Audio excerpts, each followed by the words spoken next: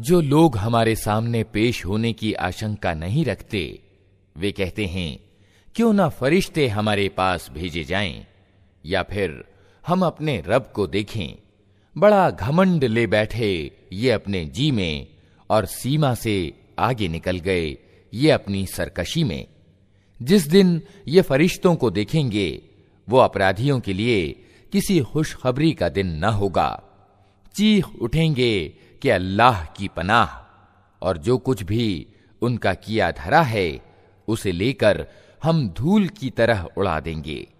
बस वही लोग जो जन्नत के अधिकारी हैं उस दिन अच्छी जगह ठहरेंगे और दोपहर गुजारने के लिए अच्छा स्थल पाएंगे। आसमान को चीरता हुआ एक बादल उस दिन प्रकट होगा और फरिश्तों के के परे उतार दिए जाएंगे। उस दिन वास्तविक राज सिर्फ रहमान का ही होगा, और वो इनकार करने वालों के लिए बड़ा कठिन दिन होगा। जालिम व्यक्ति अपने हाथ चबाएगा और कहेगा, क्या ही अच्छा होता कि मैंने रसूल का साथ दिया होता। हाय मेरा दुर्भाग्य, काश मैंने अमुक व्यक्ति को मित्र न बनाया होता। उसके बहकावे में आकर मैंने वो नसीहत न मानी जो मेरे पास आई थी। शैतान इंसान के हक में बड़ा ही बेवफा निकला। और रसूल कहेगा, ऐ मेरे रब, मेरी कौम के लोगों ने इस कुरान को मजाक का विषय बना लिया था। ऐ नबी, हमने तो इसी तरह अपराधियों को हर नबी का शत्रु बनाया है, और तुम्हारे लिए तुम्हारा रब ही पथ प्रदर्शन और मदद को काफी है। इनकार करने वाले कहते हैं, इस व्यक्ति पर सारा कुरान एक समय में क्यों ना उतार दिया गया। हाँ, ऐसा इसलिए किया गया है कि इसको अच्छी तरह हम तुम्हारे मन में बिठाते रहें, और इसी उद्देश्य से हमने इसको एक विशेष क्रम के साथ अलग अलग भागों का रूप दिया है। और इसमें यह प्रयोजन भी है कि जब कभी वो तुम्हारे सामने कोई निराली बात या विचित्र प्रश्न लेकर आए, उसका ठीक उत्तर समय पर हमने तुम्हें दे दिया और उत्तम ढंग से बात खोल दी।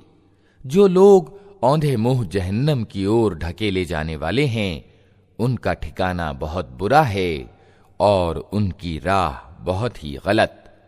हमने मूसा को किताब दी और उसके साथ उसके भाई हारून को सहायक के रूप में लगाया, और उनसे कहा कि जाओ उस कौम की ओर जिसने हमारी आयतों को जुठला दिया है। आखिरकार उन लोगों को हमने तबाह करके रख दिया। यही हाल नूह की कौम वालों का हुआ। जब उन्होंने रसूलों को झुठलाया, हमने उनको डुबो दिया और दुनिया भर के लोगों के लिए एक शिक्षाप्रद निशान बना दिया, और उन जालिमों के लिए एक दर्दनाक अजाब हमने जुटा रखा है। इसी तरह आद और समूद और अर-रस वाले और बीच की शताब्दियों के बहुत से लोग तबाह किए गए।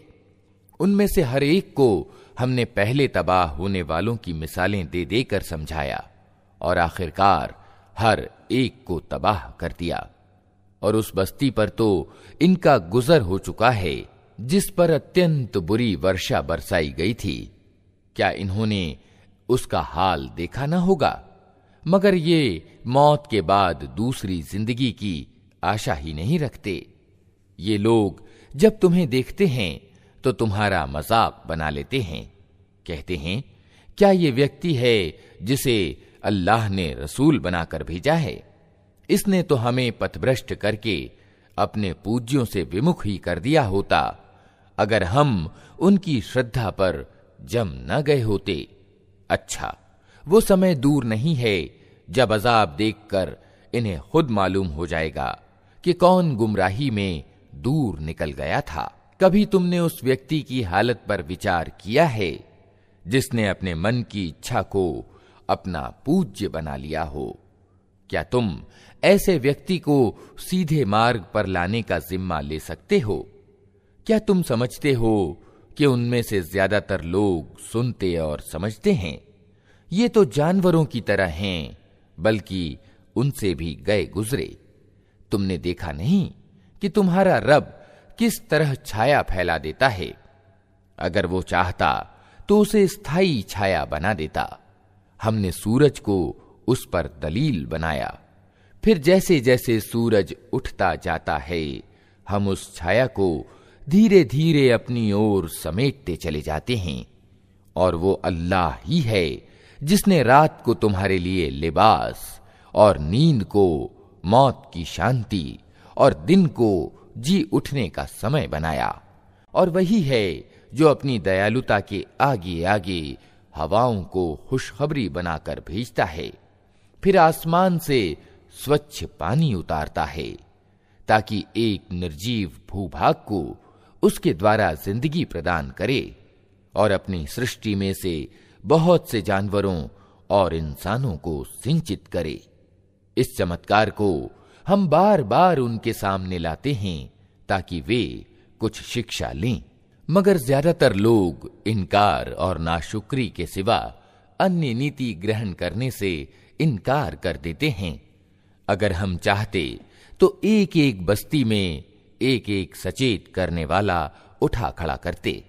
अतः ऐ नबी, इनकार करने वालों की बात हरगिज न मानो और इस कुरान को लेकर उनके साथ भारी संघर्ष यानी जिहाद करो। और वही है जिसने दो समुद्रों को मिला रखा है, एक स्वादिष्ट और मीठा, दूसरा कड़वा और खारा, और दोनों के बीच एक पर्दा पड़ा है, एक रुकावट है जो उन्हें गड्ढ-मड्ढ होने से रोके हुए है।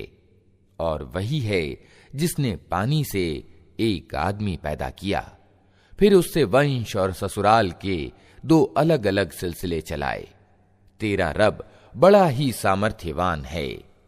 उस अल्लाह को छोड़कर लोग उनको पूज रहे हैं जो ना उनको लाभ पहुंचा सकते हैं न हानि, और ऊपर से ये भी कि इनकार करने वाला अपने रब के मुकाबले में हर विद्रोही का सहायक बना हुआ है।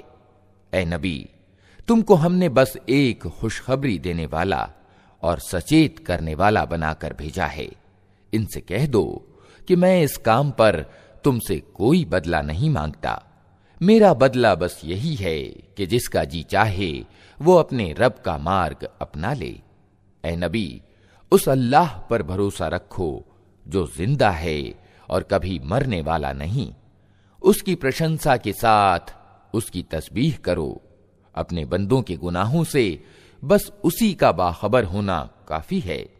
वो जिसने 6 दिनों में जमीन और आसमानों को और उन सारी चीजों को बनाकर रख दिया जो आसमानों और जमीन के बीच हैं, फिर आप ही सिंहासन पर विराजमान हुआ।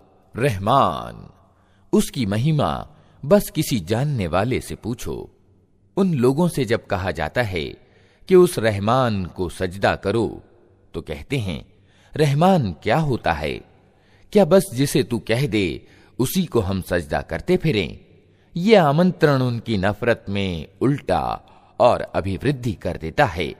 बड़ी बरकत वाला है वो जिसने आसमान में बुर्ज बनाए और उसमें एक चिराग और एक चमकता चांद प्रकाशमान किया। वही है जिसने रात और दिन को एक दूसरे का स्थानापन्न बनाया। हर उस व्यक्ति के लिए जो शिक्षा लेना चाहे या कृतज्ञ होना चाहे। रहमान के वास्तविक बंदे वे हैं जो जमीन पर नर्म चाल चलते हैं और जाहिल उनके मुंह आए तो कह देते हैं कि तुमको सलाम।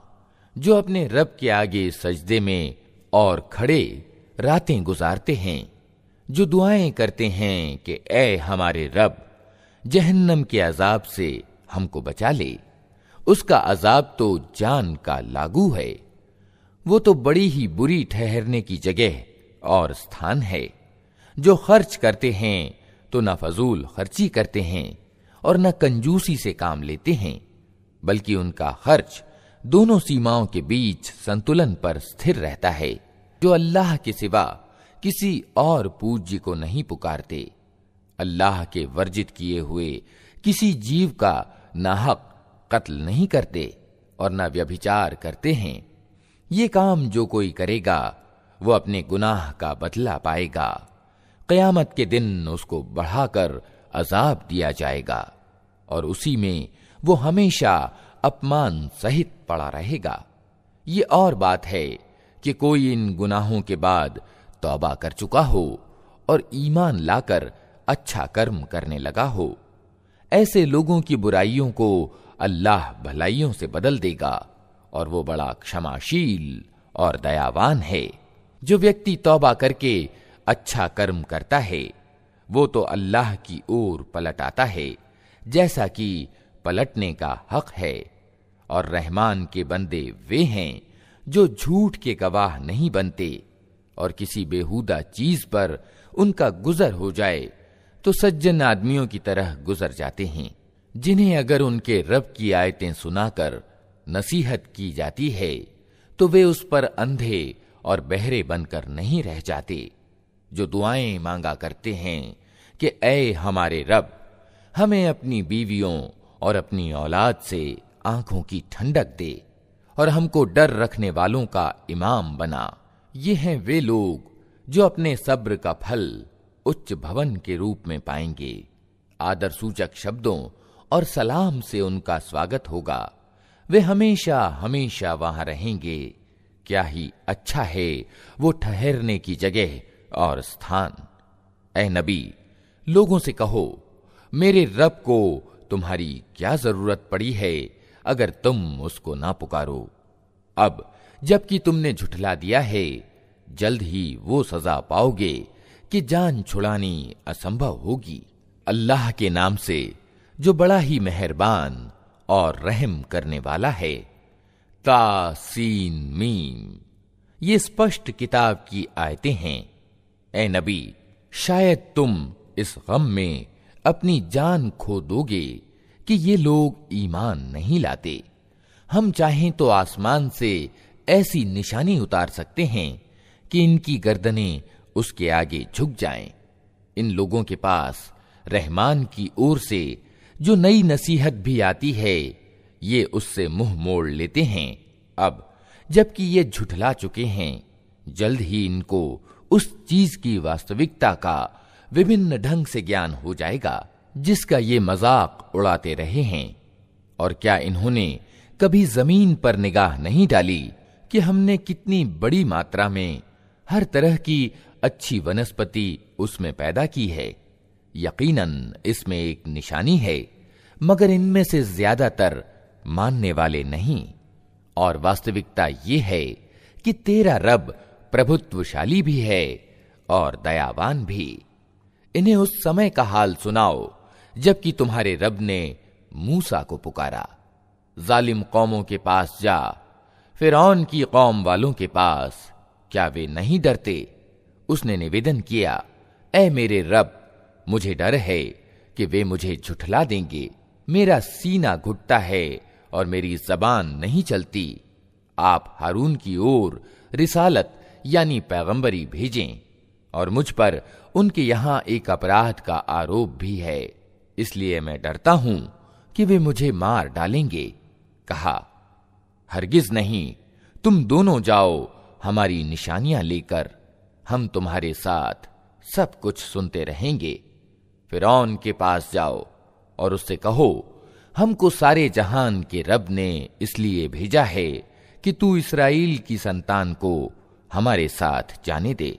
फिरौन ने कहा, क्या हमने तुझको अपने यहां बच्चा सा नहीं पाला था? तूने अपनी उम्र के कई साल हमारे यहां बिताए और इसके बाद कर गया जो कुछ कर गया, तू बड़ा कृतघ्न आदमी है। मूसा ने जवाब दिया, उस समय वो काम मैंने अनजाने में कर दिया था, फिर मैं तुम्हारे डर से भाग गया। इसके बाद मेरे रब ने मुझे निर्णय शक्ति प्रदान की और मुझे रसूलों में शामिल कर लिया।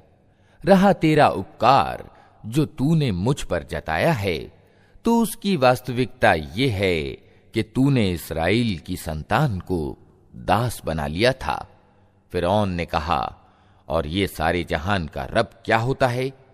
मूसा ने जवाब दिया, आसमानों और जमीन का रब और उन सब चीजों का रब जो आसमान और जमीन के बीच हैं, अगर तुम विश्वास करने वाले हो। फिरौन ने अपने आसपास के लोगों से कहा, सुनते हो? मूसा ने कहा, तुम्हारा रब भी और तुम्हारे उन बाप दादाओं का रब भी जो गुजर चुके हैं। फिरौन ने उपस्थित लोगों से कहा, तुम्हारे ये रसूल साहब जो तुम्हारी ओर भेजे गए हैं बिल्कुल ही पागल मालूम होते हैं। मूसा ने कहा, पूरब और पश्चिम और जो कुछ इनके बीच है सबका रब, अगर आप लोग कुछ बुद्धि रखते हैं। फिरौन ने कहा, अगर तूने मेरे सिवा किसी और को पूज्य माना तो तुझे भी उन लोगों में शामिल कर दूंगा जो जेलों में पड़े सड़ रहे हैं। मूसा ने कहा, यद्यपि मैं ले आऊं तेरे सामने एक स्पष्ट चीज भी। फिरौन ने कहा, अच्छा तो ले आ, अगर तू सच्चा है। उसकी जबान से ये बात निकलते ही मूसा ने अपनी लाठी यानी असा फेंकी और अचानक वो एक प्रत्यक्ष अजगर था। फिर उसने अपना हाथ बगल से खींचा और वो सब देखने वालों के सामने चमक रहा था। फिरौन अपने आसपास के सरदारों से बोला, ये व्यक्ति यकीनन एक कुशल जादूगर है, चाहता है कि अपने जादू के जोर से तुमको तुम्हारे देश से निकाल दे। अब बताओ तुम क्या आदेश देते हो? उन्होंने कहा, उसे और उसके भाई को रोक लीजिए और शहरों में हर कार्य भेज दीजिए कि हर कुशल जादूगर को आपके पास ले आएं। अतएव एक दिन निश्चित समय पर जादूगर इकट्ठे कर लिए गए और लोगों से कहा गया, तुम जनसभा में चलोगे? शायद कि हम जादूगरों के धर्म ही पर रह जाएं अगर वे विजयी हुए। जब जादूगर मैदान में आए तो उन्होंने फिरौन से कहा, हमें इनाम तो मिलेगा अगर हम विजयी हुए? उसने कहा, हां, और तुम तो उस समय समीपवर्ती लोगों में सम्मिलित हो जाओगे। मूसा ने कहा, फेंको जो तुम्हें फेंकना है। उन्होंने तुरंत अपनी रस्सियां और लाठियां फेंक दीं और बोले, फिरौन के प्रताप से हम ही विजयी होंगे। फिर मूसा ने अपनी लाठी फेंकी तो सहसा वो उनके झूठे चमत्कारों को हड़प करती चली जा रही थी। इस पर सारे जादूगर बेकाबू होकर सजदे में गिर पड़े और बोल उठे कि मान गए हम सारे जहान के रब को, मूसा और हारून के रब को। फिरौन ने कहा, तुम मूसा की बात मान गए इससे पहले कि मैं तुम्हें इजाजत देता। अवश्य ये तुम्हारा बड़ा गुरु है जिसने तुम्हें जादू सिखाया है। अच्छा, अभी तुम्हें मालूम हुआ जाता है, मैं तुम्हारे हाथ पांव विपरीत दिशाओं से कटवाऊंगा और तुम सबको सूली पर चढ़ा दूंगा। उन्होंने जवाब दिया, कुछ परवाह नहीं, हम अपने रब के पास पहुंच जाएंगे और हमें आशा है कि हमारा रब हमारे गुनाह माफ कर देगा, क्योंकि सबसे पहले हम ईमान लाए हैं। हमने मूसा को प्रकाशना यानी वही भेजी कि रातों रात मेरे बंदों को लेकर निकल जाओ, तुम्हारा पीछा किया जाएगा। इस पर फिरौन ने सेनाएं एकत्र करने के लिए शहरों में हरकारे भेज दिए और कहला भेजा कि ये कुछ मुट्ठी भर लोग हैं और इन्होंने हमको बहुत नाराज किया है और हम एक ऐसा गिरोह हैं जिसकी नीति हर समय चौकन्ना रहना है। इस तरह हम उन्हें उनके बागों और स्रोतों और खजानों और उनके उत्तम निवास स्थानों से निकाल लाए। ये तो हुआ उनके साथ, और दूसरी ओर इस्राएल की संतान को हमने इन सब चीजों का वारिस बना दिया। सुबह होते ही ये लोग उनका पीछा करने को चल पड़े। जब दोनों गिरोहों का आमना सामना हुआ तो मूसा के साथी चिल्ला उठे कि हम तो पकड़े गए। मूसा ने कहा, हरगिज नहीं, मेरे साथ मेरा रब है, वो जरूर मेरा मार्गदर्शन करेगा। हमने मूसा को प्रकाशना यानी वही के द्वारा आदेश दिया कि मार अपनी लाठी समुद्र पर, अचानक समुद्र फट गया और उसका हर टुकड़ा एक ऊंचे पहाड़ की तरह हो गया। उसी जगह पर हम दूसरे गिरोह को भी करीब ले आए। मूसा और उन सब लोगों को जो उसके साथ थे हमने बचा लिया और दूसरों को डुबो दिया। इस घटना में एक निशानी है, मगर इन लोगों में से ज्यादातर मानने वाले नहीं हैं। और वास्तविकता ये है कि तेरा रब प्रभुत्वशाली भी है और दयावान भी। और इन्हें इब्राहीम का किस्सा सुनाओ, जबकि उसने अपने बाप और अपनी कौम वालों से पूछा था कि ये क्या चीजें हैं जिनको तुम पूजते हो। उन्होंने जवाब दिया, कुछ मूर्तियां हैं जिनकी हम पूजा करते हैं और उन्हीं की सेवा में हम लगे रहते हैं। उसने पूछा, क्या ये तुम्हारी सुनती हैं जब तुम इन्हें पुकारते हो, या ये तुम्हें कुछ लाभ या हानि पहुंचाती हैं? उन्होंने जवाब दिया, नहीं, बल्कि हमने अपने बाप दादा को ऐसा ही करते पाया है। इस पर इब्राहीम ने कहा, कभी तुमने आंखें खोलकर उन चीजों को देखा भी जिनकी बंदगी तुम और तुम्हारे पिछले बाप दादा करते रहे? मेरे तो ये सब दुश्मन हैं, सिवाय सारे जहान के एक रब के, जिसने मुझे पैदा किया, फिर वही मेरा मार्गदर्शन करता है, जो मुझे खिलाता और पिलाता है, और जब बीमार हो जाता हूं तो वही मुझे अच्छा करता है, जो मुझे मौत देगा और फिर दोबारा मुझको जीवन प्रदान करेगा, और जिससे मैं आशा रखता हूं कि बदला दिए जाने के दिन वो मेरी खता को माफ कर देगा। इसके बाद इब्राहीम ने दुआ की, ऐ मेरे रब, मुझे निर्णय शक्ति एवं तत्वदर्शिता प्रदान कर और मुझे अच्छे लोगों के साथ मिला, और बाद के आने वालों में मुझको सच्ची ख्याति प्रदान कर, और मुझे नेमत भरी जन्नत के वारिसों में शामिल कर, और मेरे बाप को माफ कर दे कि बेशक वो पथभ्रष्ट लोगों में से है, और मुझे उस दिन रुस्वा न कर जबकि सब लोग जिंदा करके उठाए जाएंगे, जबकि न धन कोई लाभ पहुंचाएगा और न संतान, सिवाय इसके कि कोई व्यक्ति भला चंगा दिल लिए हुए अल्लाह के पास हाजिर हो। उस दिन जन्नत परहेजगारों के करीब ले आई जाएगी और दोज़ख बहके हुए लोगों के सामने खोल दी जाएगी, और उनसे पूछा जाएगा कि अब कहां हैं वे जिनकी तुम अल्लाह को छोड़कर बंदगी करते थे? क्या वे तुम्हारी कुछ सहायता कर रहे हैं या खुद अपना बचाव कर सकते हैं? फिर वे पूज्य और ये बहके हुए लोग और इब्लीस की सेनाएं सब के सब उसमें ऊपर तले ढकेल दिए जाएंगे।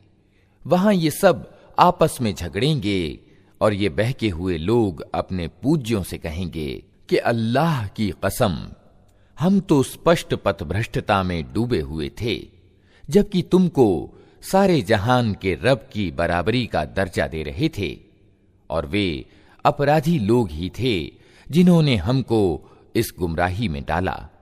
अब न हमारा कोई सिफारिशी है और न कोई घनिष्ठ मित्र।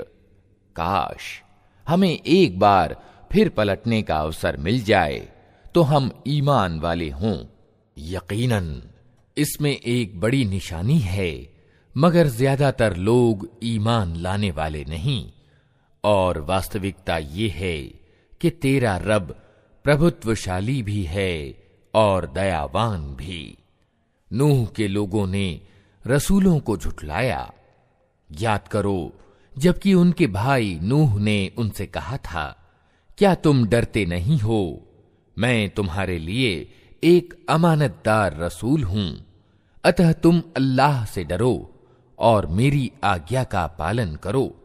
मैं इस काम पर तुमसे किसी पारिश्रमिक की मांग नहीं करता।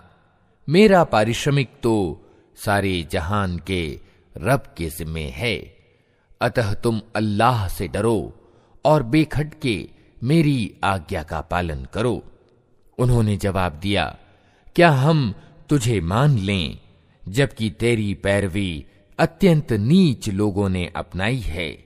नूह ने कहा, मैं क्या जानूं कि उनके कर्म कैसे हैं, उनका हिसाब तो मेरे रब के जिम्मे है।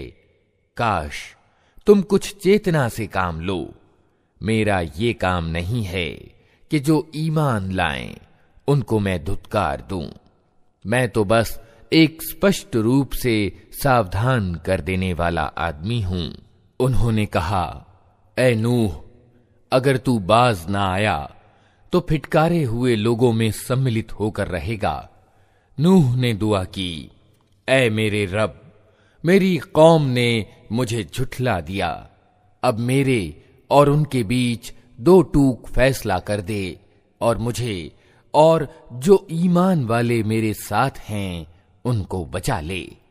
आखिरकार हमने उसको और उसके साथियों को एक भरी हुई नाव में बचा लिया और इसके बाद बाकी लोगों को डुबो दिया। यकीनन इसमें एक निशानी है, मगर इनमें से ज्यादातर लोग मानने वाले नहीं। और वास्तविकता ये है कि तेरा रब प्रभुत्वशाली भी है और दयावान भी है। आद ने रसूलों को झुठलाया। याद करो जबकि उनके भाई हूद ने उनसे कहा था, क्या तुम डरते नहीं? मैं तुम्हारे लिए एक अमानतदार रसूल हूं, अतः तुम अल्लाह से डरो और मेरी आज्ञा का पालन करो। मैं इस काम पर तुमसे किसी बदले की मांग नहीं करता। मेरा बदला तो सारे जहान के रब के जिम्मे है।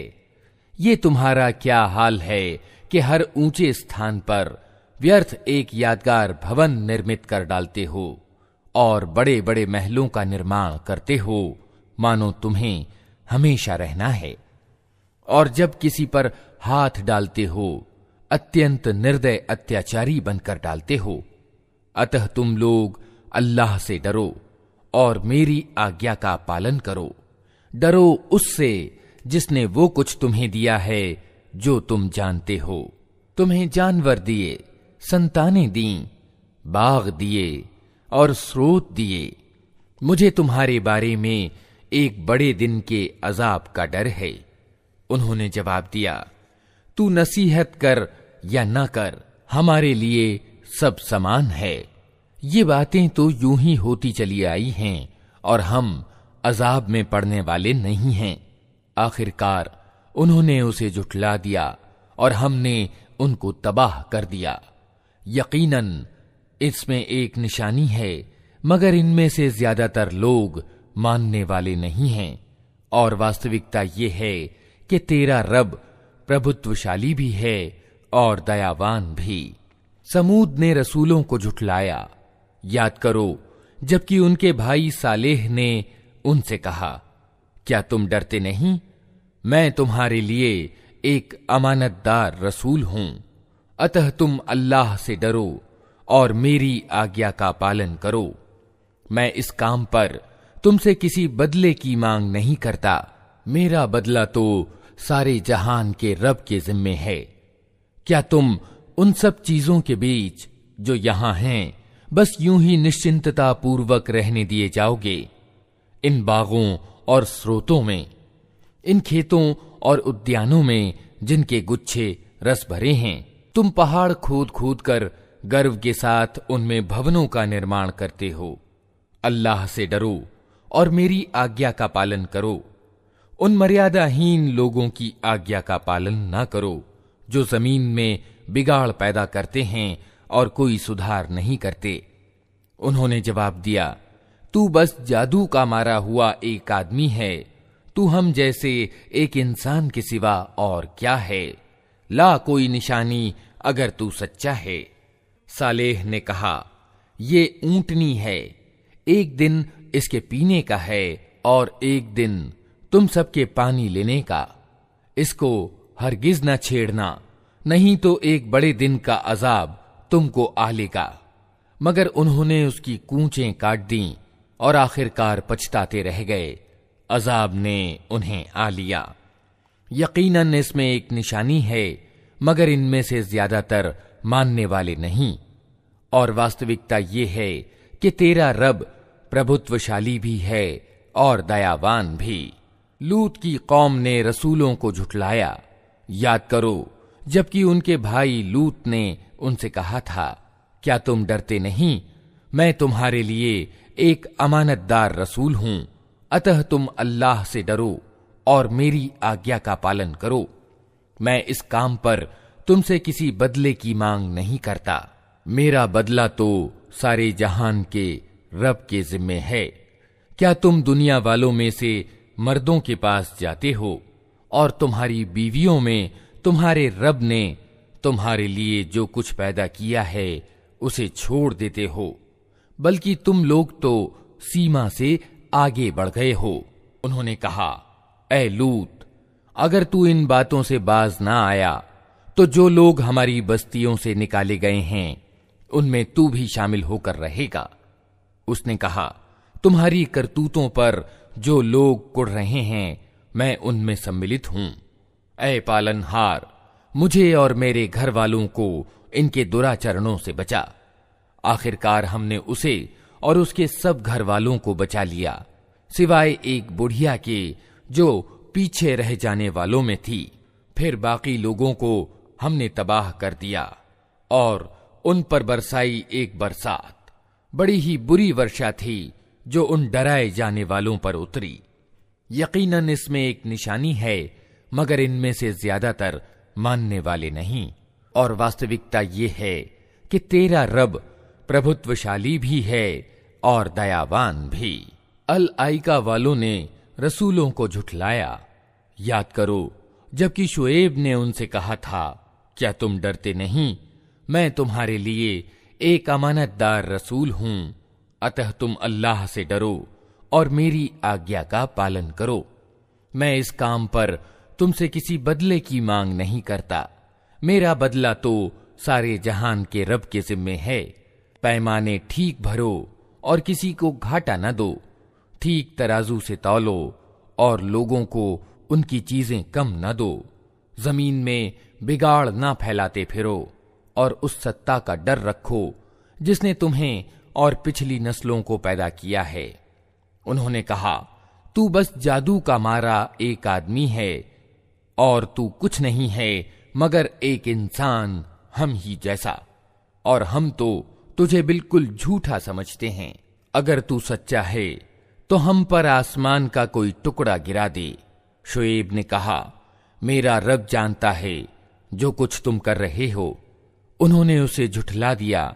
आखिरकार छतरी वाले दिन का अजाब उन पर आ गया और वो बड़े ही भयानक दिन का अजाब था। यकीनन इसमें एक निशानी है, मगर इनमें से ज्यादातर मानने वाले नहीं। और वास्तविकता ये है कि तेरा रब प्रभुत्वशाली भी है और दयावान भी। ये सारे जहान के रब की उतारी हुई चीज है। इसे लेकर तेरे दिल पर अमानतदार आत्मा उतरी है ताकि तू उन लोगों में सम्मिलित हो जो अल्लाह की ओर से लोगों को सावधान करने वाले हैं, स्पष्टतः अरबी भाषा में, और अगले लोगों की किताबों में भी ये मौजूद है। क्या इन मक्का वालों के लिए ये कोई निशानी नहीं है कि इसे इस्राएलियों के विद्वान जानते हैं? लेकिन इनकी हठधर्मी का हाल तो ये है कि अगर हम इसे गैर अरबी भाषी पर भी उतार दे और ये अच्छी वाणी वो इनको पढ़कर सुनाता, तब भी ये न मानते। इसी तरह हमने इस जिक्र को अपराधियों के दिलों में गुजारा है। वे इस पर ईमान नहीं लाते जब तक कि दर्दनाक अजाब न देख लें। फिर जब वो बेखबरी में उन पर आ पड़ता है, उस समय वे कहते हैं कि क्या अब हमें कुछ मोहलत मिल सकती है? तो क्या ये लोग हमारे अजाब के लिए जल्दी मचा रहे हैं? तुमने कुछ विचार किया?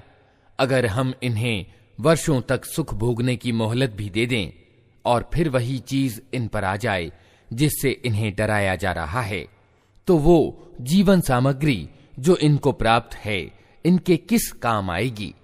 देखो, हमने कभी किसी बस्ती को इसके बिना तबाह नहीं किया कि उसके लिए सचेत करने वाले नसीहत का हक अदा करने को मौजूद थे और हम जालिम न थे। इस स्पष्ट किताब को शैतान लेकर नहीं उतरे हैं, न ये काम उनको सजता है और न वे ऐसा कर ही सकते हैं। वे तो इसके सुनने तक से दूर रखे गए हैं। अतः ए नबी, अल्लाह के साथ किसी दूसरे इलाह यानी इष्ट पूज्य को न पुकारना, वरना तुम भी सजा पाने वालों में सम्मिलित हो जाओगे।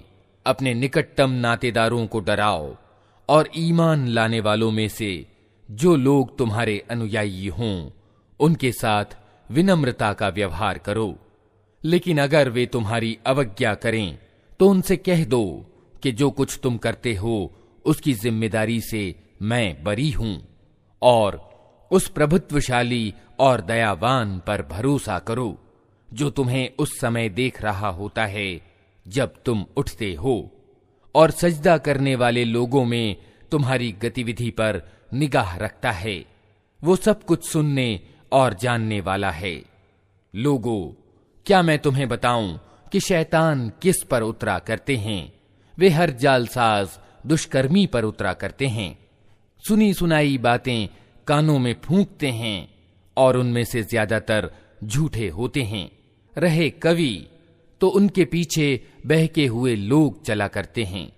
क्या तुम देखते नहीं हो कि वे प्रत्येक घाटी में भटकते हैं और ऐसी बातें कहते हैं जो करते नहीं हैं, सिवाय उन लोगों के जो ईमान लाए और जिन्होंने अच्छे कर्म किए और अल्लाह को ज्यादा याद किया।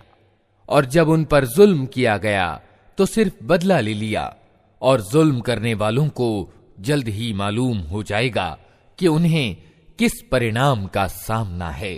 अल्लाह के नाम से जो बड़ा ही मेहरबान और रहम करने वाला है। तासीन। ये आयतें हैं कुरान और स्पष्ट किताब की। मार्गदर्शन और शुभ सूचना उन ईमान वालों के लिए जो नमाज कायम करते और ज़कात यानी दान देते हैं, और फिर वे ऐसे लोग हैं जो आखिरत पर पूरा विश्वास रखते हैं। वास्तविकता ये है कि जो लोग आखिरत को नहीं मानते, उनके लिए हमने उनकी करतूतों को शोभायमान बना दिया है, इसलिए वे भटकते फिरते हैं। ये वे लोग हैं जिनके लिए बुरी सजा है और आखिरत में भी यही सबसे ज्यादा घाटे में रहने वाले हैं। और ए नबी, निस्संदेह तुम ये कुरान एक तत्वदर्शी और सर्वज्ञ सत्ता की ओर से पा रहे हो। उन्हें उस समय का हाल सुनाओ जब मूसा ने अपने घर वालों से कहा कि मुझे एक आग सी दिखाई दी है, मैं अभी या तो वहां से कोई सूचना लेकर आता हूं या कोई अंगारा चुन लाता हूं ताकि तुम लोग गर्म हो सको। वहां जो पहुंचा तो आवाज आई कि मुबारक है वो जो इस आग में है और जो इसके वातावरण में है। पाक है अल्लाह सारे जहान वालों का पालनहार। ऐ मूसा, ये मैं हूं अल्लाह, प्रभुत्वशाली और तत्वदर्शी। और फेंक तो तनिक अपनी लाठी। ज्यों ही मूसा ने देखा लाठी सांप की तरह बल खा रही है तो पीठ फेर कर भागा और पीछे मुड़कर भी ना देखा। ऐ मूसा, डरो नहीं, मेरे पास रसूल डरा नहीं करते सिवाय इसके कि किसी ने कसूर किया हो, फिर अगर बुराई के बाद उसने भलाई से अपने कर्म को बदल लिया तो मैं माफ करने वाला दयावान हूं। और तनिक अपना हाथ अपने गरेबान में तो डालो, चमकता हुआ निकलेगा बिना किसी तकलीफ के। ये 2 निशानियां 9 निशानियों में से हैं। फिरौन और उसकी कौम की ओर ले जाने के लिए वे बड़े दुराचारी लोग हैं। मगर जब हमारी खुली खुली निशानियां उन लोगों के सामने आईं तो उन्होंने कहा कि ये तो खुला जादू है। उन्होंने सर्वथा जुल्म और घमंड की राह से इन निशानियों का इनकार किया, हालांकि दिलों को उनके विश्वास हो चुका था।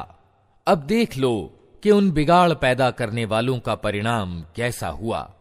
दूसरी ओर हमने दाऊद और सुलेमान को ज्ञान प्रदान किया और उन्होंने कहा कि शुक्र है उस अल्लाह का जिसने हमको अपने बहुत से ईमान वाले बंदों की अपेक्षा श्रेष्ठता प्रदान की। और दाऊद का उत्तराधिकारी सुलेमान हुआ और उसने कहा, लोगों, हमें पक्षियों की बोलियां सिखाई गई हैं और हमें हर तरह की चीजें दी गई हैं। बेशक ये अल्लाह का स्पष्ट अनुग्रह है। सुलेमान के लिए जिन्न और इंसानों और पक्षियों की सेनाएं एकत्र की गई थीं और वे पूरे नियंत्रण में रखी जाती थीं। एक बार वो उनके साथ प्रस्थान कर रहा था, यहां तक कि जब ये सब चींटियों की घाटी में पहुंचे तो एक चींटी ने कहा, ऐ चींटियों, अपने बिलों में घुस जाओ, कहीं ऐसा न हो कि सुलेमान और उसकी सेनाएं तुम्हें कुचल डालें और उन्हें खबर भी ना हो। सुलेमान उसकी बात पर मुस्कुराते हुए हंस पड़ा और बोला, ऐ मेरे रब, मुझे काबू में रख कि मैं तेरे उस उपकार पर कृतज्ञता दिखाता रहूं जो तूने मुझ पर और मेरे माँ बाप पर किया है, और ऐसा अच्छा कर्म करूं जो तुझे पसंद आए, और अपनी दयालुता से मुझको अपने अच्छे बंदों में दाखिल कर। एक और अवसर पर सुलेमान ने पक्षियों की जांच पड़ताल की और कहा, क्या बात है कि मैं अमुक हुदहुद को नहीं देख रहा हूं? क्या वो कहीं गायब हो गया है? मैं उसे कठोर सजा दूंगा या उसे ज़बह कर दूंगा, वरना उसे मेरे सामने उचित कारण प्रस्तुत करना होगा। कुछ ज्यादा देर न गुजरी थी कि उसने आकर कहा, मैंने वे जानकारियां प्राप्त की हैं जो आपके ज्ञान परिधि में नहीं हैं। मैं सबा के बारे में विश्वसनीय सूचना लेकर आया हूं। मैंने वहां एक औरत देखी जो उस कौम की शासिका है। उसको हर तरह की सामग्री प्रदान की गई है और उसका सिंहासन बड़ा विराट है। मैंने देखा कि वो और उसकी कौम अल्लाह को छोड़कर सूरज के आगे सजदा करती है। शैतान ने उनके कर्म उनके लिए शोभायमान बना दिए और उन्हें प्रशस्त पथ से रोक दिया। इस कारण वे ये सीधा मार्ग नहीं पाते कि उस अल्लाह को सजदा करें जो आसमानों और जमीन की छिपी चीजें निकालता है, और वो सब कुछ जानता है जिसे तुम लोग छिपाते और जाहिर करते हो। अल्लाह की जिसके सिवा कोई बंदगी के योग्य नहीं है, जो महान सिंहासन का मालिक है। सुलेमान ने कहा, अभी हम देख लेते हैं कि तूने सत्य कहा है या तू झूठ बोलने वालों में से है।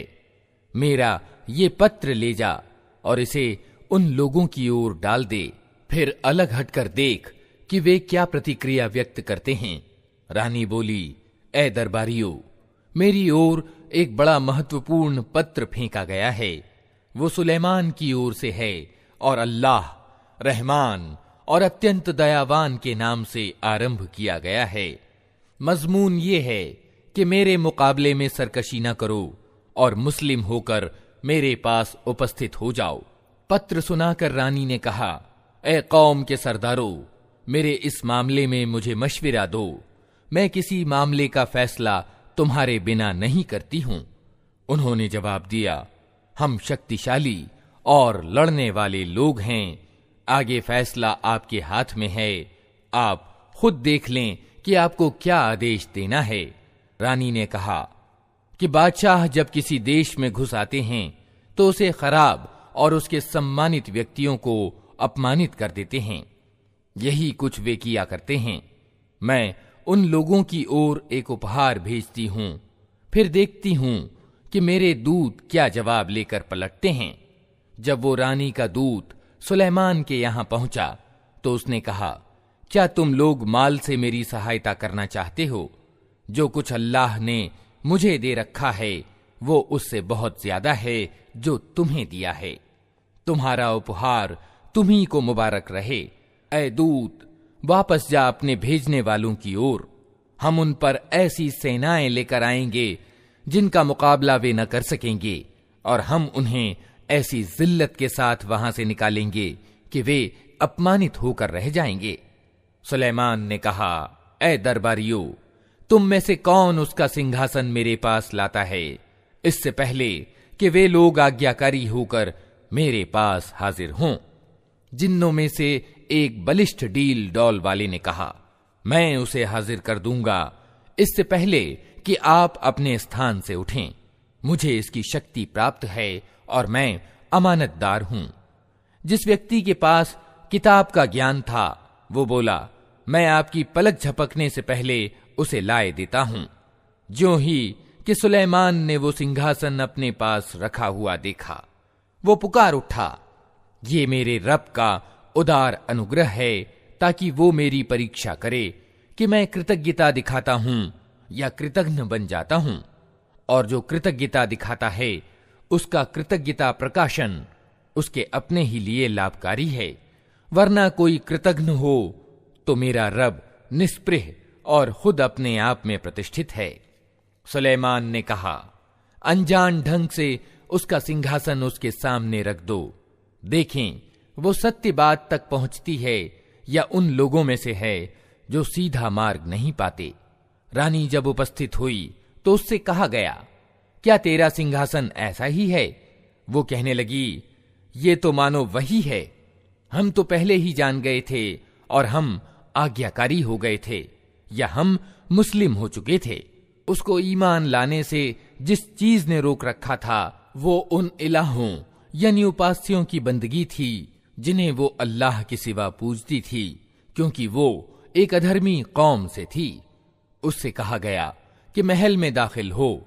उसने जो देखा तो समझी कि पानी का हौज है और उतरने के लिए उसने अपने पांचे उठा लिए। सुलेमान ने कहा, ये शीशे का चिकना फर्श है। इस पर वो पुकार उठी, ऐ मेरे रब, आज तक मैं अपने आप पर बड़ा जुल्म करती रही और अब मैं सुलेमान के साथ सारे जहान के रब की आज्ञाकारी बन गई।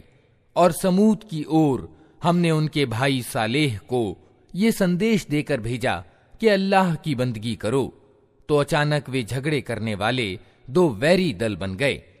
सालेह ने कहा, ऐ मेरी कौम के लोगों, भलाई को छोड़कर बुराई के लिए क्यों जल्दी मचाते हो? क्यों नहीं अल्लाह से माफी की दुआ करते, शायद कि तुम पर दया की जाए। उन्होंने कहा, हमने तो तुमको और तुम्हारे साथियों को अपशकुन का प्रतीक पाया है। सालेह ने जवाब दिया, तुम्हारे शकुन अपशकुन की डोर तो अल्लाह के पास है। वास्तविक बात यह है कि तुम लोगों की परीक्षा हो रही है। उस शहर में 9 जत्थेदार थे जो देश में बिगाड़ पैदा करते और कोई सुधार का कार्य न करते थे। उन्होंने आपस में कहा, ईश्वर की कसम खाकर प्रतिज्ञा कर लो कि हम सालेह और उसके घर वालों पर रात को हमला करेंगे और उसके वली यानी अभिभावक से कह देंगे कि हम उसके परिवार के विनाश के अवसर पर मौजूद न थे। हम बिल्कुल सच कहते हैं। ये चाल तो वे चले और फिर एक चाल हमने चली जिसकी उन्हें खबर न थी। अब देख लो कि उनकी चाल का परिणाम क्या हुआ। हमने तबाह करके रख दिया उनको और उनकी पूरी कौम को। वे उनके घर खाली पड़े हैं उस जुल्म के बदले में जो वे करते थे। इसमें एक शिक्षा सामग्री है उन लोगों के लिए जो ज्ञानवान हैं। और बचा लिया हमने उन लोगों को जो ईमान लाए थे और अवज्ञा से बचते थे। और लूत को हमने भेजा। याद करो वो समय जब उसने अपनी कौम से कहा, क्या तुम आंखों देखते अश्लील कर्म करते हो? क्या तुम्हारा यही चलन है कि औरतों को छोड़कर मर्दों के पास काम वासना की पूर्ति के लिए जाते हो? वास्तविकता ये है कि तुम लोग घोर अज्ञानता का कर्म करते हो। मगर उसकी कौम का जवाब इसके सिवा कुछ न था कि उन्होंने कहा, निकाल दो लूत के घर वालों को अपनी बस्ती से, ये बड़े पवित्राचारी बनते हैं। आखिरकार हमने बचा लिया उसको और उसके घर वालों को सिवाय उसकी बीवी के, जिसका पीछे रह जाना हमने नियत कर दिया था। और बरसाई उन लोगों पर एक बरसात, बहुत ही बुरी बरसात थी वो उन लोगों के हक में जिन्हें सावधान किया जा चुका था। ऐ नबी, कहो, प्रशंसा है अल्लाह के लिए और सलाम उसके उन बंदों पर जिन्हें उसने चुन लिया। इनसे पूछो, अल्लाह अच्छा है या वे इलाह यानी उपास्य जिन्हें ये लोग उसका सहभागी बना रहे हैं।